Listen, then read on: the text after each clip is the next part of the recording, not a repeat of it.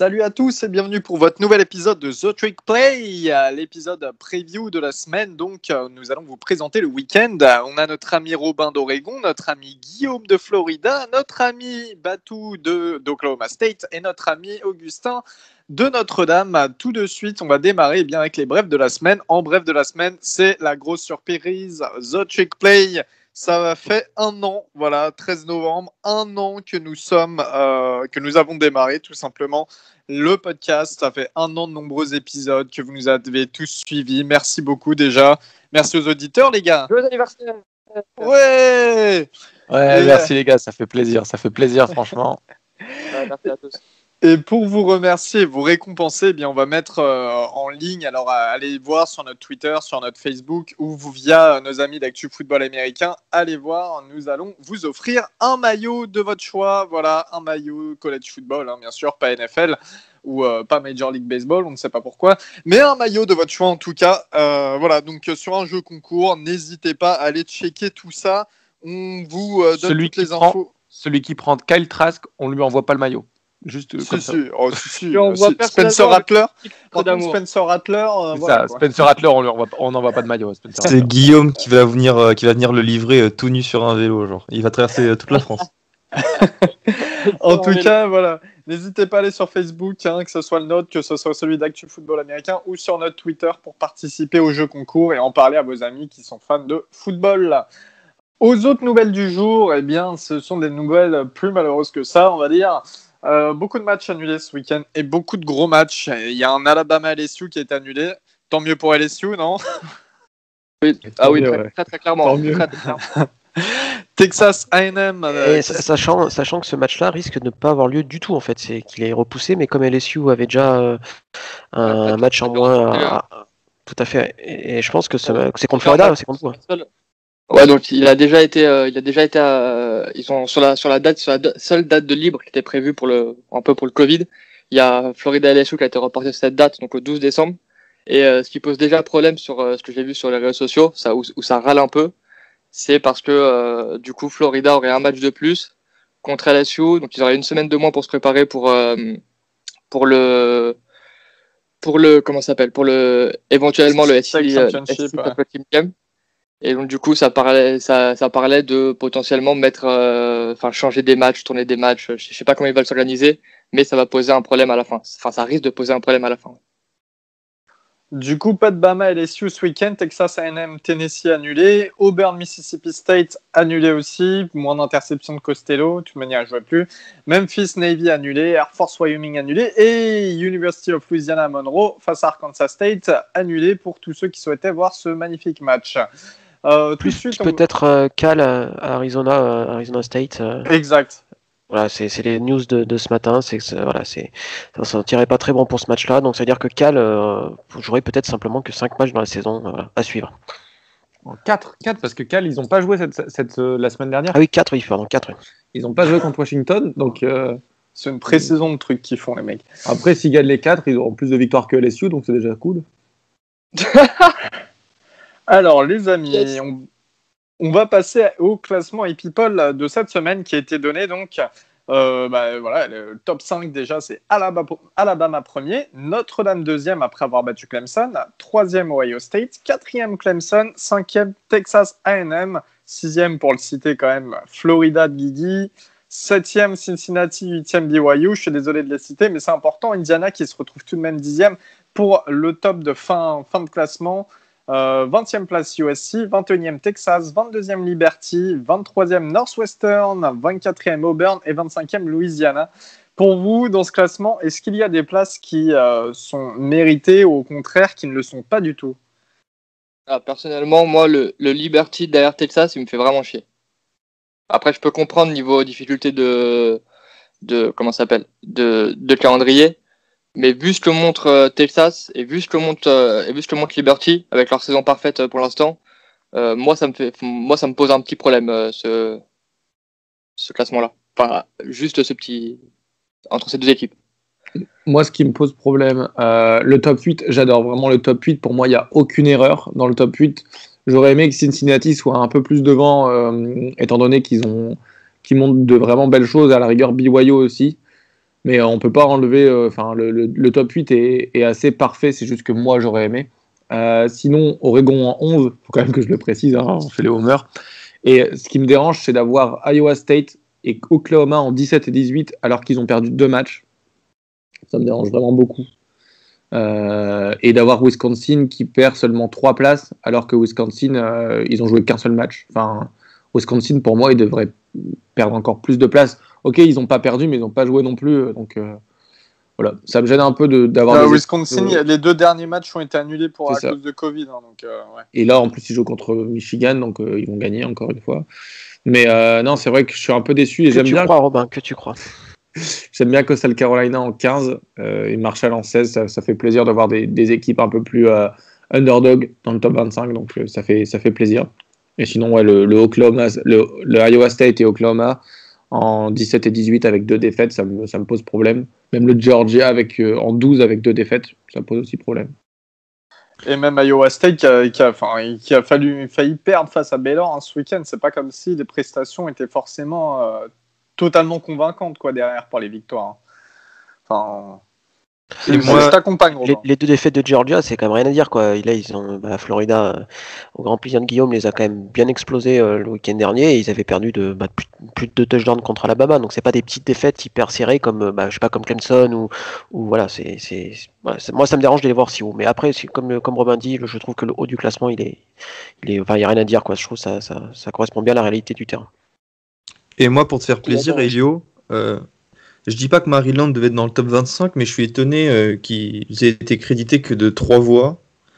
Donc évidemment, Maryland n'est pas dans le top 25, mais même s'il y a une première défaite qui fait tâche face à Northwestern, vous battez quand même Penn State et Minnesota, certes des programmes qui sont sur une phase descendante, mais ça reste quand même 2 beaux cadors, on va dire, de la Big Ten à votre tableau de chasse. Et je trouvais ça pas très juste de vous mettre par exemple derrière California en termes de vote reçu, derrière California, derrière Appalachian State, derrière Wake Forest, voilà.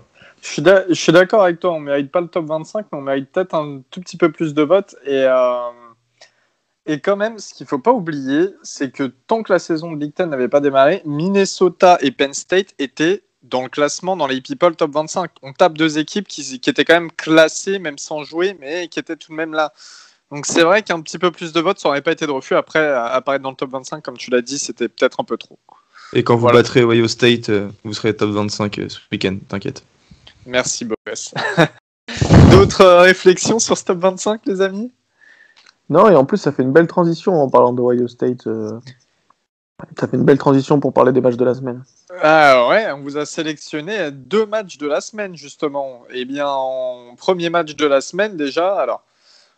le premier des 2, oui, comme tu l'as dit, ça fait une belle transition. Ohio State qui se déplace du côté de Maryland. Alors, je pense que tout le monde connaît un peu l'issue de ce match. On va vous parler du top 25. Mais avant les matchs de la semaine, je pense que tout le monde connaît un peu l'issue de ce match. Mais est-ce que l'attaque de Maryland est quand même capable d'accrocher Ohio State, tout en sachant qu'Ohio State, la défense, c'est pas forcément ça cette saison.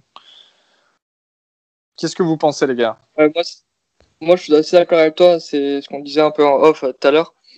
Je pense évidemment que State va gagner parce que offensivement c'est trop impressionnant pour l'instant, mais je vois quand même bien Maryland mettre un bon petit paquet de points en tout cas à cette défense de Ohio State. Je pense qu'il faut, enfin c'est chelou à dire ça, mais faut pas qu'ils s'occupent vraiment du score, faut juste qu'ils jouent leur football, et on a vu quand ils jouent leur football ça donne de vraies belles choses.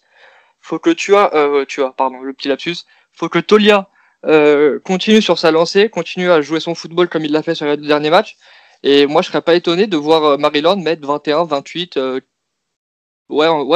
bonne vingtaine de points à cette défense de Ohio State qui ne m'impressionne pas du tout pour l'instant.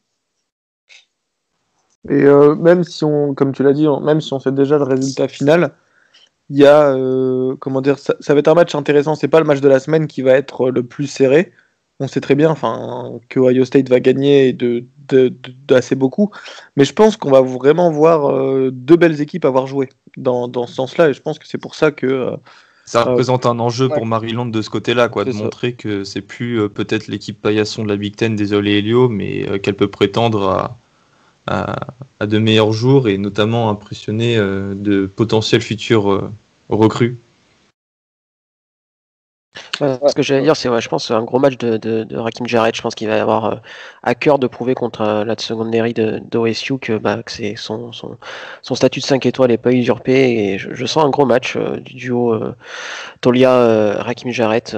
Alors effectivement, qu'on soit très clair, si il y a victoire au bout de Maryland, ça sera l'upset de l'année, on est d'accord. Mais voilà. Peut-être seulement de 2 touchdowns, un match accroché jusqu'à la fin, le faire douter Ohio State parce que je pense qu'on le répète assez souvent, la défense elle est en deçà de ce qu'on avait connu à Columbus, donc pourquoi pas les faire douter un petit peu. Après c'est vrai qu'il y a je crois qu'il y a trop de talent en attaque pour que la défense de Maryland puisse espérer quelque chose, mais voilà, en attaque il y a aussi du talent du côté de Maryland, donc à surveiller. Jarrett élu par ailleurs freshman offensive player of the week en Big Ten cette semaine. Et il y a 2 semaines, l'offensive player of the week c'était Taulia Tagovailoa à ex-aequo avec Justin Fields. Donc intéressant. Du coup, Guillaume, tiens, Guigui. C'est 1h30 ce match, c'est ça? Hein? Oui, 21h30. Ouais, pardonnez-moi, je ne vous ai pas donné l'horaire. 21h30, comme d'hab, je serai au live tweet comme la semaine dernière, les gars. Guigui, Florida qui reçoit Arkansas à 1h du matin. Florida-Arkansas, l'autre match de la semaine. Parce que pareil, un très beau potentiel offensif dans ce match. Ouais, un très beau potentiel offensif. C'est ce que j'ai appelé sur Twitter le Florida Quarterback Ball.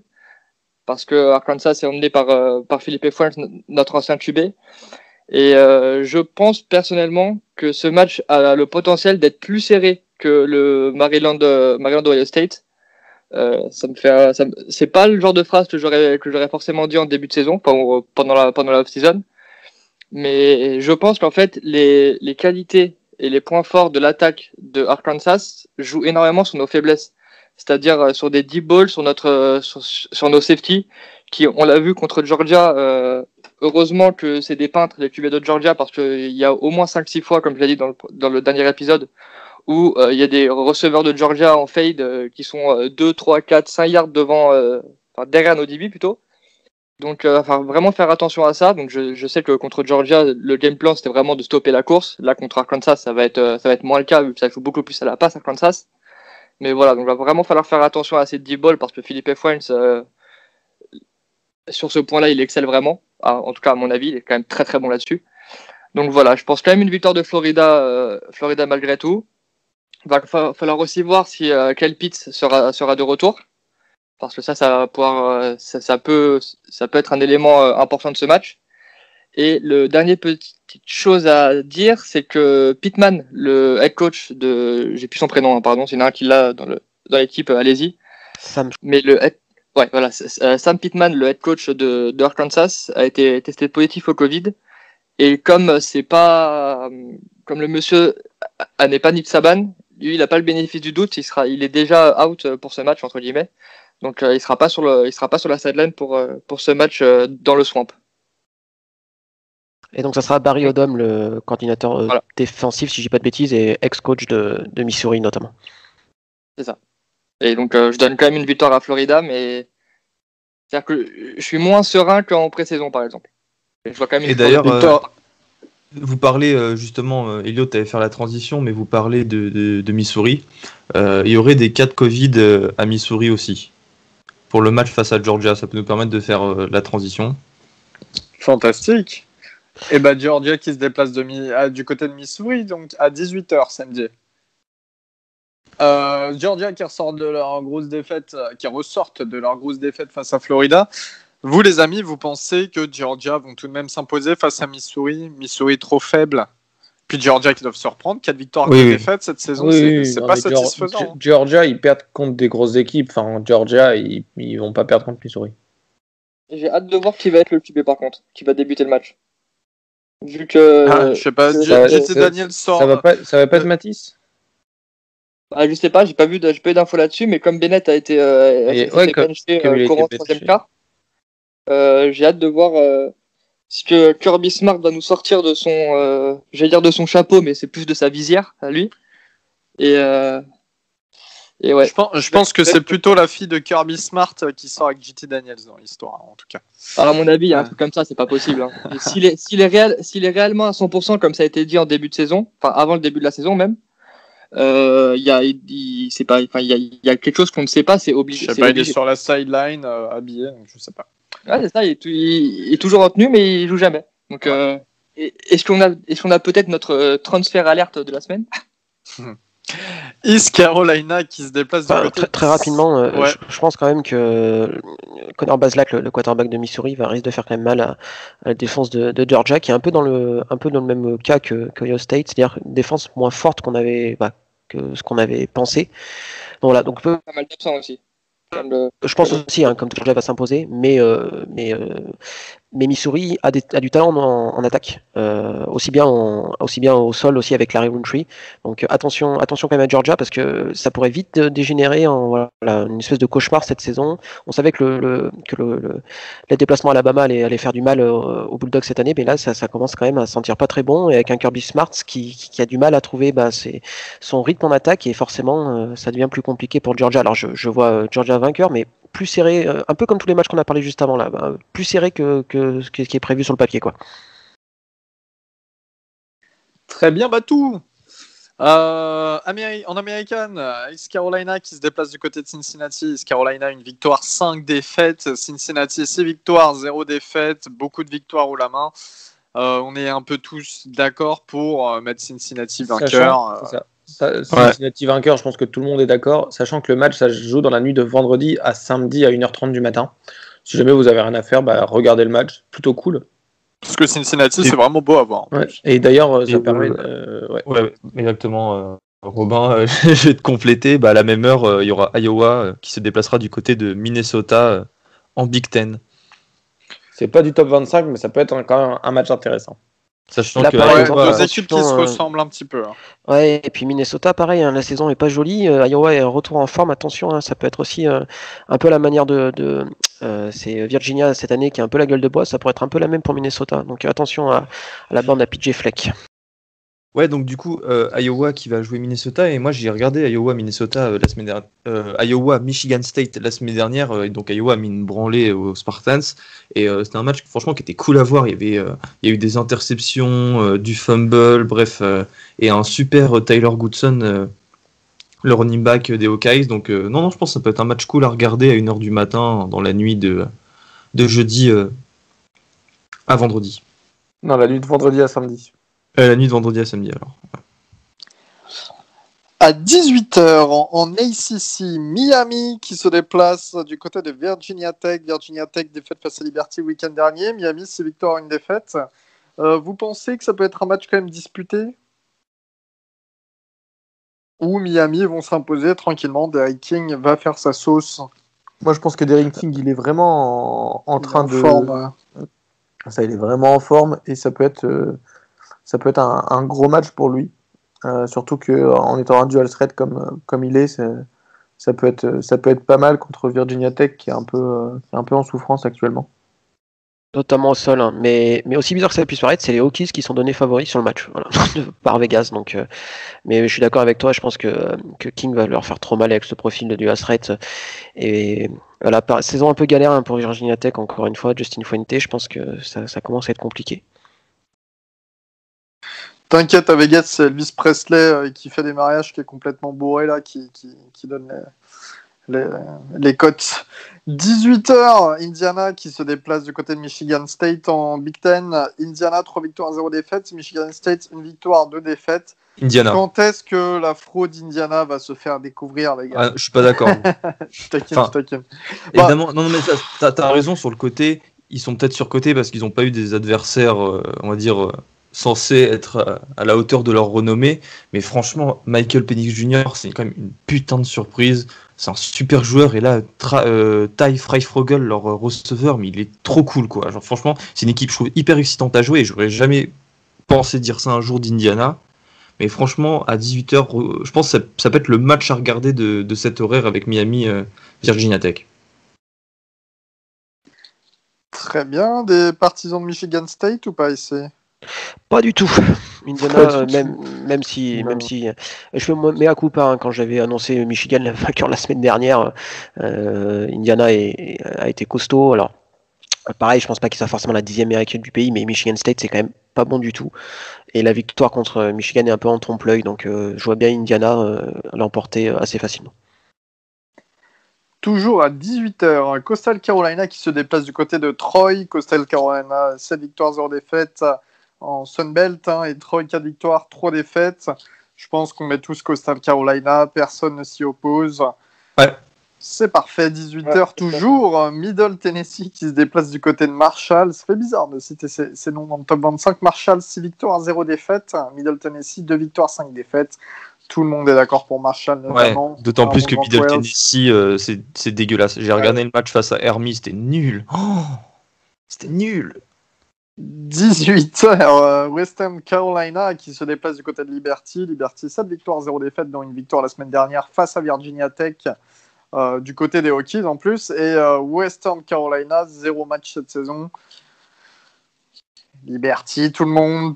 Blowout. Oui. Surtout contre une équipe FCS. Donc.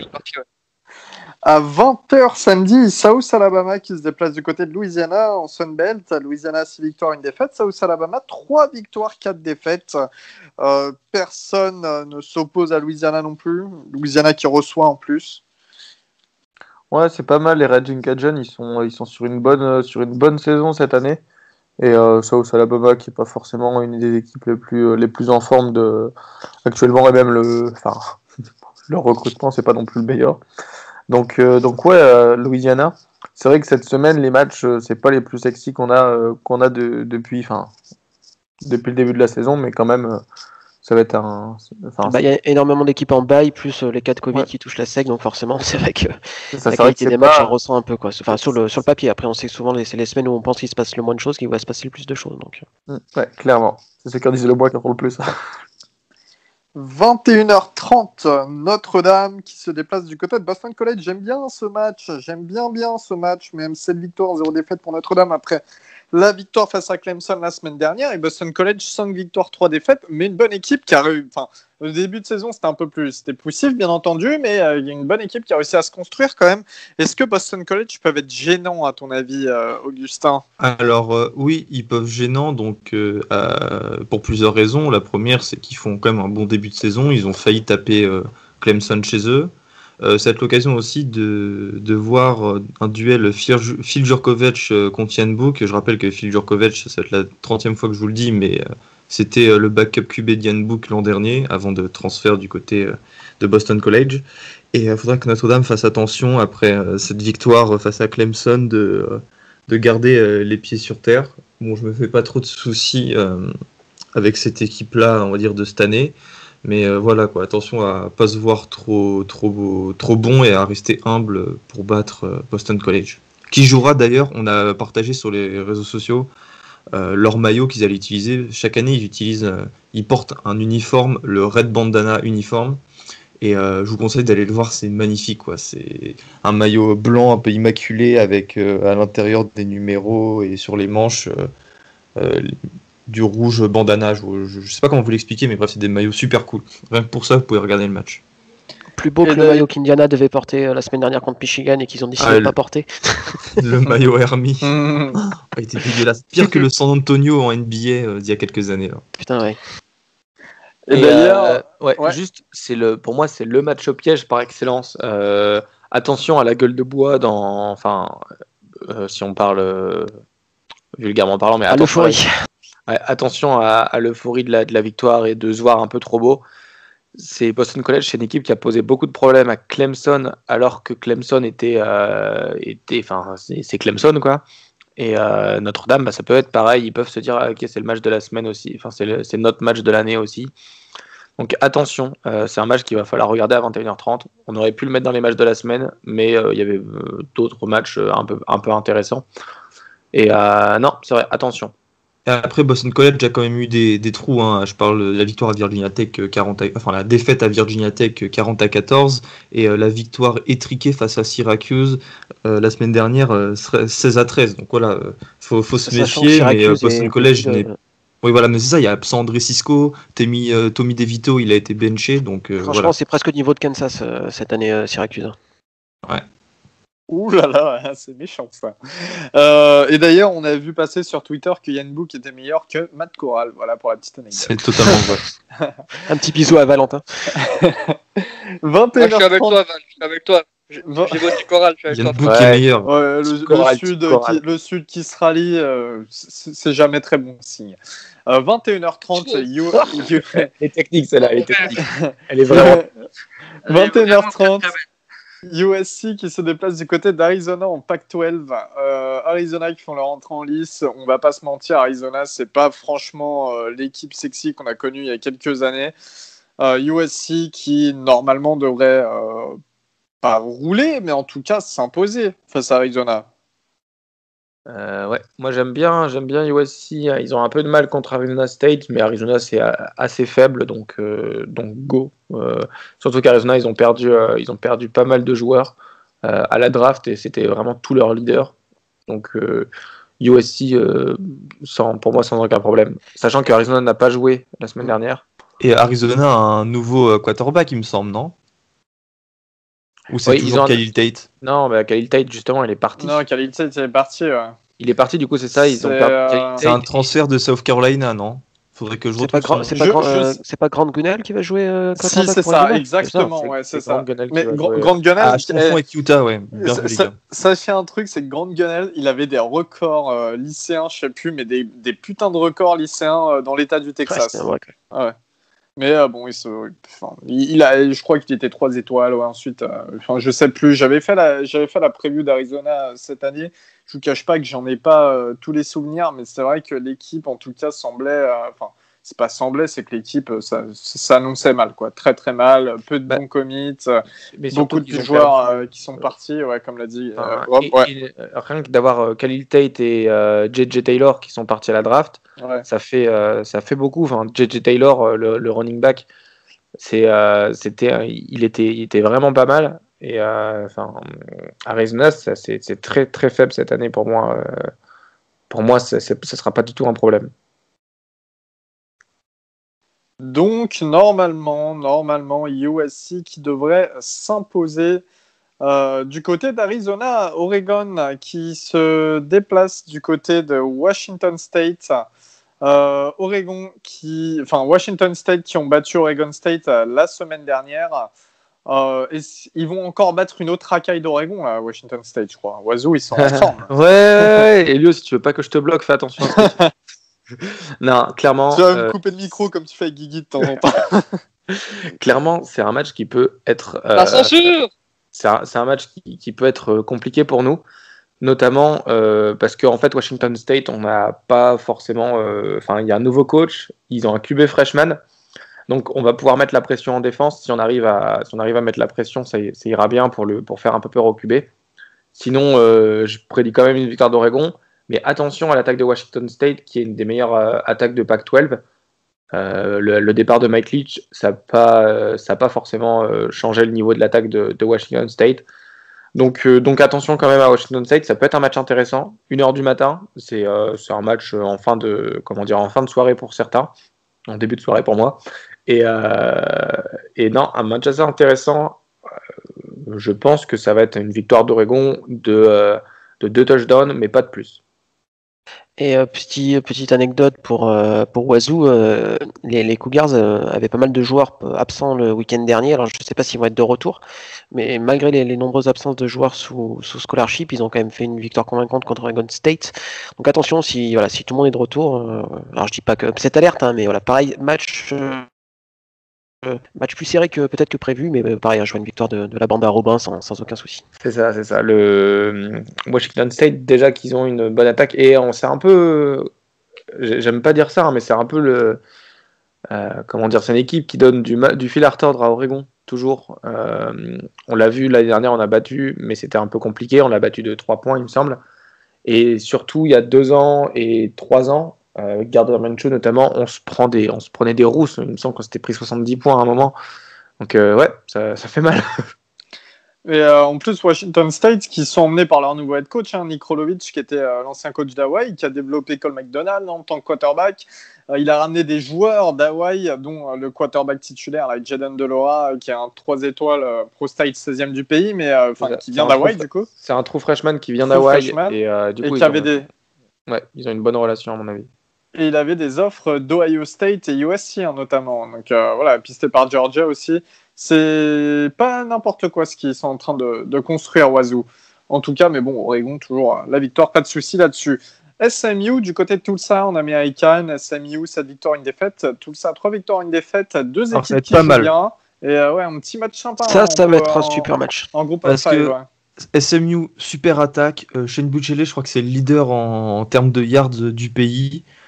Face à une défense qui a traumatisé l'attaque d'Oklahoma State. C'était le premier match, Baptiste, il me semble. Ouais, c'est le premier match. Alors bon, notre attaque n'est pas aussi forte qu'elle a été les années précédentes, mais c'est une équipe hyper accrocheuse et je crois que je l'avais déjà dit sur un épisode précédent, Tulsa est donné favorite de tous leurs matchs restants. Et voilà, c'est une équipe qui est agressive, qui est dure en défense. Je pense que ça va être un super match. Je crois qu'ils sont donnés d'ailleurs favoris contre SMU. Ouais, ils sont favoris, ouais. Et ils reçoivent forcément. Peut-être ça qui a fait pencher la cote de leur côté, mais ouais, non, ça peut être un très beau match. Et une opposition de style, on va dire. Ouais, à 1h du matin, ouais. C'est très sympa comme match. Junior Hall français qui sera du côté des SMU titulaire. 1h30 du matin, Big Ten, Wisconsin. Eh bien, on les retrouve après 2 matchs pas joués, Wisconsin, à cause du Covid, qui se déplace du côté de Michigan. Michigan, 1 victoire, 2 défaites. Alors, Wisconsin, les amis, on a un gros problème sur ce match, c'est que Michigan sont archi pas favoris, franchement. Enfin, un moment, faut arrêter. Mais Wisconsin n'auront pas Graham Mertz, leur quarterback titulaire. Ça risque de on n'en sait rien encore, je crois. Il est encore dans le protocole 21 jours, non ? Je dois avouer que je sais pas, mais je crois bien. C'est pour ça. C'était, ils avaient joué leur premier match. C'était quoi, le 25 octobre. Ensuite, il doit être encore dans le protocole 21 jours. Et je sais plus, c'est le 4e quarterback, un truc comme ça, qui joue, qui a un nom un peu belgiophone, je dirais. Est-ce que ça peut porter préjudice quand même à Wisconsin ? Est-ce que vous pensez que Michigan finalement peuvent les battre ? Moi personnellement, je mise sur une victoire de Michigan. Pour une raison toute simple, c'est que Jim Harbaugh va vouloir accrocher une victoire signature à cette année, et que Wisconsin est la victime parfaite. Ils n'ont pas joué depuis 2 semaines. Ils arrivent avec effectivement des questions au poste de quarterback, et je pense que Michigan va vouloir se remettre les idées à l'endroit avec une victoire. En plus, c'est chez eux, donc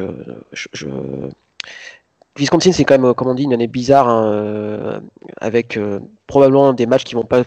Ils vont jouer que 7 matchs au final, puisque s'il n'y a pas de nouveau report, puisque à cause des histoires de Covid, etc. Donc voilà, pareil, une défaite, ça pourrait faire basculer complètement leur saison dans le mauvais côté, sachant que la Big Ten West, elle est quand même hyper ouverte. Donc attention à Wisconsin, qui va jouer peut-être avec la peur de chaque défaite, ça pourrait quasiment terminer leur saison. Et Michigan va peut-être rentrer avec d'autres arguments que lors des 2 matchs précédents. Et moi, je mets une victoire de Michigan avec un Joe Milton à les retrouver après son match la semaine dernière, pas terrible. C'est ça, Wisconsin, ils vont jouer avec la peur de perdre leur saison, et Michigan, ils vont jouer avec Jim Harbaugh, il va coacher avec la peur de perdre son poste. Ça, c'est un débat qu'on n'aura pas cette semaine, qu'on aura plus tard. Mais Jim Harbaugh, il coach carrément pour son poste. Là, perdre un prochain match, ça serait surtout contre encore un Cador, ça serait une mauvaise nouvelle pour Jim Harbaugh du côté de Ann Arbor. Très bien. Ouais, match intéressant à voir, 1h30 du matin. Oui. Je veux juste à rajouter. Je veux bien que Harbaugh coach pour sa place, pour son job, tout ce que vous voulez. Moi, maintenant, je vais juste vous demander, parce que moi, personnellement, je pense que juste, tu peux coacher le mieux de ta vie, le mieux de ta France, tout ce que tu veux. Moi, je pense juste que cette année, Michigan n'a juste pas le talent pour rivaliser. Et je pourrais pas expliquer pourquoi, parce qu'ils arrivent toujours à avoir des belles classes de recrues, un peu à l'image de Tennessee. Mais ils attendent McCarthy. Ils t'attendent McCarthy. Ouais, mais il n'y a pas besoin de tanker pour McCarthy, tu vois. Et McCarthy, là, il a AMJ. T'as raison. Il fait sa putain de saison, ça marche bien pour lui. il va venir chez lui. Il va venir, et j'ai envie de vous dire que moi je pense que son poste pour Arbo, il est sécurisé dans le sens où ils prendront pas le risque de le tège, parce que éventuellement s'il le licencie, quid de McCarthy justement, parce que McCarthy s'est engagé pour ce coach, et on l'a déjà vu par le passé, quand tu licencies un coach, tu as toujours un petit paquet de commits qui décommit. Donc juste pour McCarthy, à mon avis, il est encore safe pour une année. Mais moi je pense juste que cette équipe n'a pas le talent suffisant pour rivaliser cette année. Mais voilà, donc moi je mets la victoire à Wisconsin. À Vegas donne Wisconsin vainqueur de 4 points, donc pour eux ce sera quand même un match serré. Je pense aussi que ce sera un match serré, ça sera pas un blowout. Mais moi je pense que Arbo aussi, il est très conscient que il tient entre guillemets un peu par les couilles le directeur athlétique par le commitment de McCarthy, et il sait très bien qu'il bougera pas cette saison. Enfin, moi, c'est mon avis en tout cas. À l'image un peu d'un Kirby Smart, qui finalement n'obtient pas les résultats espérés au vu de ses classes de recrues, mais qui a toujours des classes de recrues top et finalement qui restent et qui voilà. Ouais, c'est intéressant ce que tu dis. En tout cas, moi, je vois aussi une victoire de Michigan. Je suis comme toi. Ils ont le talent, mais ils ont pas du tout. Ils ont le talent sur le papier, mais ils n'ont pas du tout le reste pour rivaliser avec les plus grosses équipes de Big Ten ou de CFB dans tous les cas. Northwestern, pour terminer ce top 25, donc allégé avec tous les cas de Covid. Northwestern qui se déplace du côté de Purdue à 1h30 du matin. Northwestern, 3 victoires, 0 défaites. Purdue, 2 victoires, 0 défaites. Purdue, pourquoi Rondale Moore ne joue pas, on ne sait pas, alors qu'il est opt-in. Et Northwestern, c'est très très beau. Ils peuvent encore le faire, les gars, non ? Oui, je pense. Je pense qu'ils peuvent encore le faire, et ça viendrait vraiment ajouter encore, on va dire, de la superbe, comme on dit, à leur déjà belle saison avec les 3 victoires d'affilée, la première fois depuis 2000. Mais bon, en face, Purdue, c'est pas n'importe qui quand même. T'as David Bell là qui fait un putain de début de saison. T'as une bonne D-line à Purdue, donc je pense que ça va être un match très serré. Et voilà, Northwestern est donné gagnant par Vegas d'ailleurs. Et Purdue fait aussi une super saison. Alors ils ont un match en moins, ce qui fait que ça se voit un peu moins, mais ils ont 2-0, une super victoire contre Iowa, qui est voilà, on avait un peu enterré Iowa après cette défaite initiale. Mais Iowa est quand même une bonne équipe de foot, je pense. Donc attention aux Boilermakers qui, malgré l'absence de Rondale Moore, seront dans la lutte, moi, jusqu'à la fin, je pense, pour ce titre de la Big Ten West. Donc ce match, il va être cool, franchement. Dans une semaine où, comme on l'a dit, c'est quand même pas hyper sexy. Si vous voulez pas éviter un énième Wisconsin-Michigan, vous pouvez tenter un Northwestern Purdue qui pourrait être sympathique aussi à regarder. Tout à fait. Eh bien, on va vous présenter, après ce top 25, les petits matchs restants dans le Power 5 cette semaine. Alors, du côté de l'ACC, on a un Wake Forest North Carolina à 18h quand même. Ça peut être sympa. 4 victoires de défaite Wake Forest North Carolina qui sont sur le même bilan, je crois. Non, 5 victoires de défaite North Carolina. Petit match sympa quand même, les gars. Regardez, juste petite parenthèse là-dessus. Oui, North Carolina, c'est toujours intéressant à regarder. Newman en QB, ça avance. À 21h30, j'en ai ici Louisville qui se déplace du côté de Virginia. Match aussi sympa à voir. Il y a des matchs, franchement, sur le côté là qu'on oublie un peu, mais qui peuvent être pas mauvais. 1h du matin, Pittsburgh, Georgia Tech aussi, et Florida State qui se déplace du côté de NC State à 1h30 du matin. Finalement, les ACC, il y a des matchs qui jouent quand même à regarder ce week-end, les gars, non? Quoi, tu forces, Elio, tu forces. Non, mais après, c'est pas. T'as regardé un match de Florida State cette saison ou pas? Oui, j'en ai regardé. Attends, ils ont leur petit running back là, ils ont leur running back QB qui est pas mal, Jordan Travis. Ouais, Jordan Travis là. Non, mais si je veux faire des matchs de ce niveau-là, je me tape des rediffs sur YouTube, des matchs de régional français, c'est pareil. Mais c'est des matchs qui se valent, quoi. C'est ce que je veux dire, c'est que voilà, on n'a pas de gagnant qui ressortent immédiatement en se disant l'autre va écraser l'autre, parce que ça aussi c'est pas drôle sinon. Bon, d'accord, très bien Guillaume, j'ai compris. La SEC, vous êtes les meilleurs. Au moins le Ole Miss South Carolina, ça sera pas mal. Enfin, au moins en ACC, ça joue, quoi. Ouais. Ole Miss South Carolina qui sera vraiment pas mal. Oui, ouais. Pour le coup, oui. Ouais. Bah, tiens, voilà, on va en parler de la SEC, alors, si vous voulez.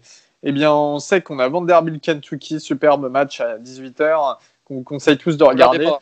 Non, ne regardez pas ça. Ne regardez pas ça, vous allez avoir des envies sombres au bout du premier quart-temps, vous n'allez pas comprendre. Faut savoir rentrer tranquillement dans le college football. Ça, faut être un niveau expert pour y aller. Hein. Après, Kentucky, c'est toujours sympa. Hein. Je vais défendre un peu le. Regardez le vendeur. Wildcats. Écoutez le vendeur. Leurs 2 derniers matchs, Kentucky, c'est vraiment 2 purges. Hein, non, c'est pas toi le vendeur. Toi, t'es pas.